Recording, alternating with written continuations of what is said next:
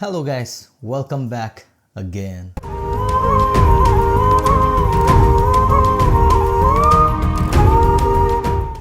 Ngasi amuk mayamga punna yengminagadoriba Eseisidi Yabiroba na hai Eseise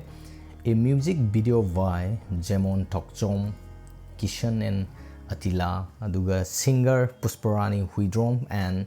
Rohan Yeng and Sumana Irame ado Sigi Saje Toglak Pukidra in Hoji Rector 7 hours ago ne and Isaje hectare matam the ing law whiter aina Sije pulled up the tribago Yabiro to Sigi Matexi Katang Tower matam da Sigi Saje Yeng again a can buy that Sigi Matexi Katane do you real stating of never Sigi Sidayar heroines in a high Matic to Katang more reals teaser guitar to Tadopado. Ado Yang Simeam, real Suying se, Aduga real store, real say yam fung de Sigi says, Togla Padangari Berakano, do Yang se, Command to Gay have the Omeam, Punaying in se, reals Karahan Yang se, the Matung the direct say the Mumam, Jing in se.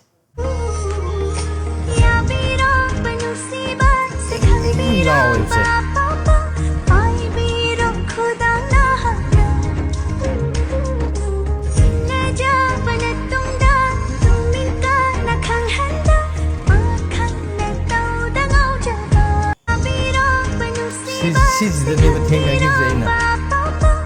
Second in the time.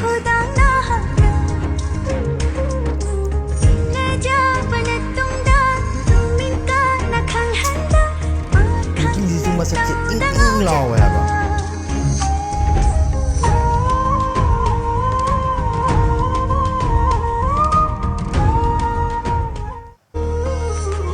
Yes. Cinnamon.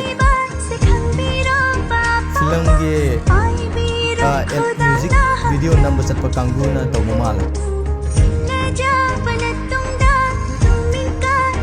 I this one fee much shit as I'm puzzling.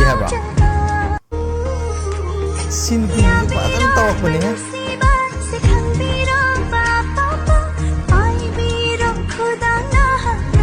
my girls in a hundred thing they have.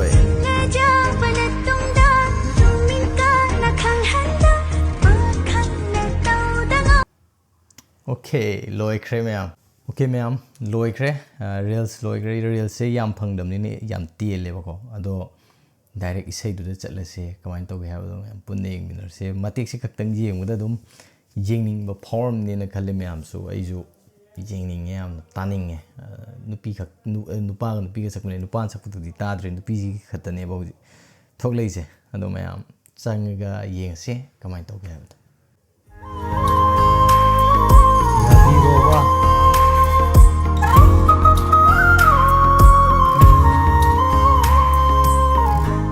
Banchi di Pazare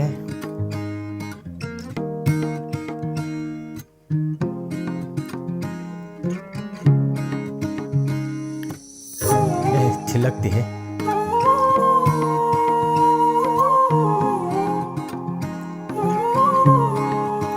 Lohong Pantani na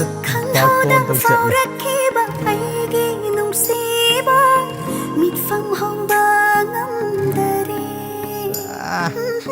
Uisinge khali mitani se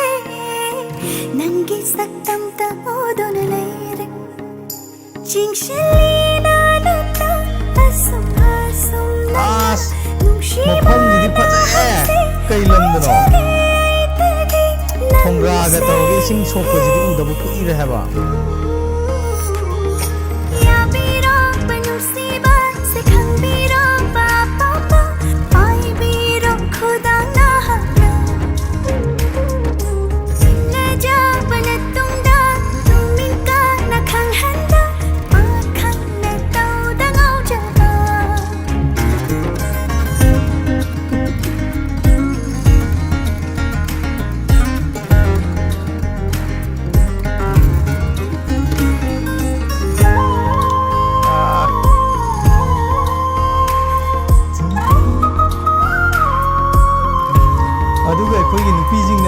Manasida lili puriche lit paze as yam phajai heba phanek siga parak paje dadi as Kari wai hairaga Fondo kari nungsiba Kari tawutlaga Khangbegani Nungsiran girikna Kikbiro ifamda Zonghan biro nungsiyening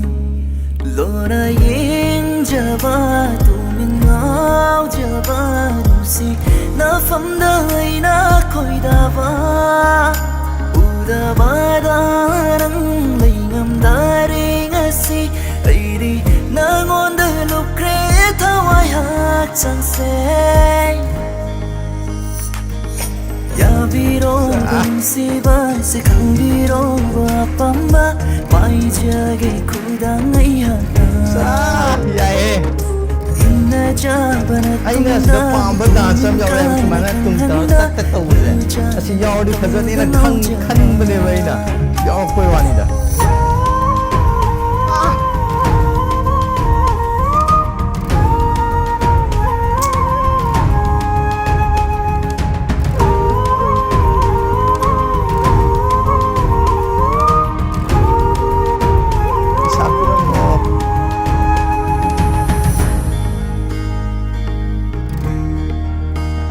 Pigre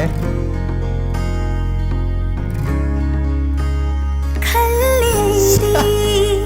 Nangi nungshiba Namuda bada Lingam Mityeng duna Takli famda Kamsinada Sara nungshiba Taklang mo mityeng na nungsi Asitan hayram mo famda Nungsi virang seritagi Wai jagi kanla lepkrabani Nungshi koida jare Nang soy liyon dingme Pamjay am crazy we have a tawda saze Yabiroba nungsiba Sikhangiroba pamba Pai jagi kudang ay Majagi kudang ay hata Inajabana tungda Tumin ka na kanghanda Makhang na tawda ngao jaba Pas si mangai dana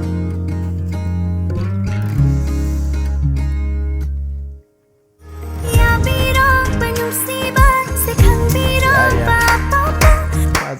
fazai mayam Yabiro se tabada yam nungai ba yam khangde aingonda yam nungai ba do fawe ba ko do anirag yengase anirag yengbajidana pura maham thokani se relax ki mayek sidai khoi gi mayek ki yam khanjalu baiju mathau tadre dum taba ya isana irai laina khangma ngakne do tabada isa se yam nokthok pai tare ado amuke yengase amu hena nungai ne na khalisina sidadi thawai hakchang yaana lupsal la taase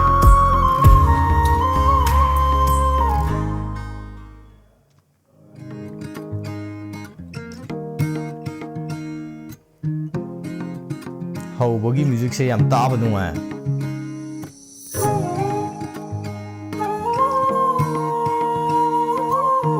nupi jisu khoi gi massage yamna kai hani ngan thoi ba nupi du oi haba Khanghoda faurakhiba aigi nungsiba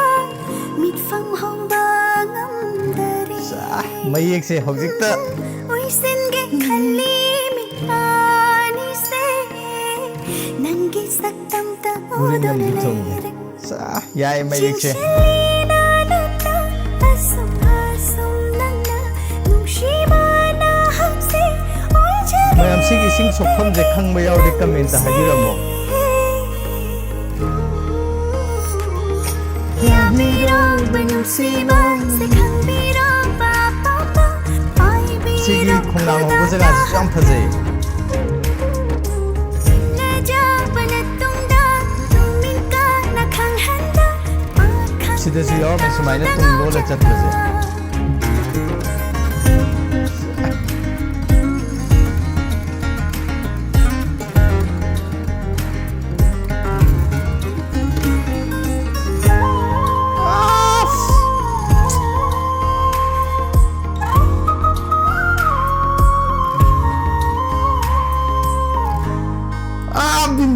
ꯈꯪꯉꯝꯃꯣꯏ ꯑꯁ ꯁꯤꯕꯨ ꯑꯅꯤꯔꯛ ꯌꯦꯡꯗ꯭ꯔꯗꯤ ꯈꯪꯉꯝꯃꯣꯏ ꯍꯥꯏꯕ ꯑꯁ ꯑꯩꯅ ꯈ꯭ꯋꯥꯏ ꯄꯥꯝꯖꯕ ꯍꯤꯌꯔ ꯁ꯭ꯇꯥꯏꯜꯅꯦ ꯍꯥꯏꯕ ꯕꯤꯟ ꯂꯣꯟꯕꯁꯦ ꯐꯣꯡꯗꯣꯛꯀꯅꯤ ꯅꯨꯡꯁꯤꯕ ꯀꯔꯤ ꯇꯧꯠꯂꯒ ꯈꯪꯕꯤꯒꯅꯤ ꯅꯨꯡꯁꯤꯌꯦ ꯅꯪꯒꯤ ꯔꯤꯛꯅ ꯈꯤꯛꯄꯤꯔꯣ ꯏꯐꯝꯗ ꯆꯣꯡꯍꯟꯕꯤꯔꯣ ꯅꯨꯡꯁꯤꯌꯦ ꯅꯪ ꯂꯣꯔ ꯌꯦꯡꯖꯕ ꯇꯨꯃꯤꯟ ꯉꯥꯎꯖꯕ ꯅꯨꯡꯁꯤ ꯅꯐꯝꯗ ꯑꯩꯅ ꯈꯣꯏꯗꯕ 우다바다 랑 링암다리 ngasi 아이리 낭온들 룩크레 타와야 장세 야비로운 시바 누구한테는 스마일 들었거든요. 왜 얌나 마이자게 구당이 누구한테 헬리지 마이자게 구당이 하나 인나 잡아나 뚱다 꾸민까나 강한다 늦잖아 또다 너잡아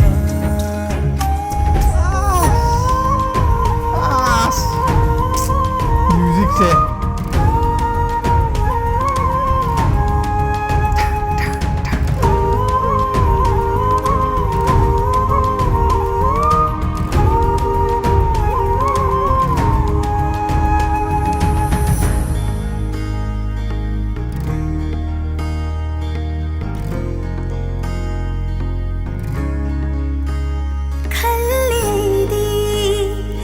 시기 신지가 얌 노멜 오이고 시기 핵 마탄기 신지네 해봐 시기 만화 पैसा 마신게 수강 강전에 합법거든 해봐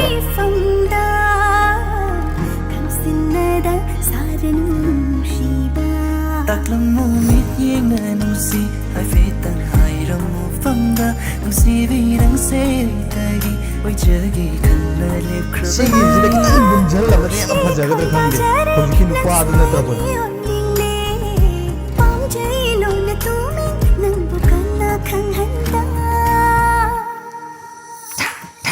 야비로운 시바 비로운 먹고 지치 많이 들어보자 많이 먹고 있는 비런 배우아니다 아 트레제 자 이게 또 우리 양을 사이드 우대버세 거기 딱 야람 바이다라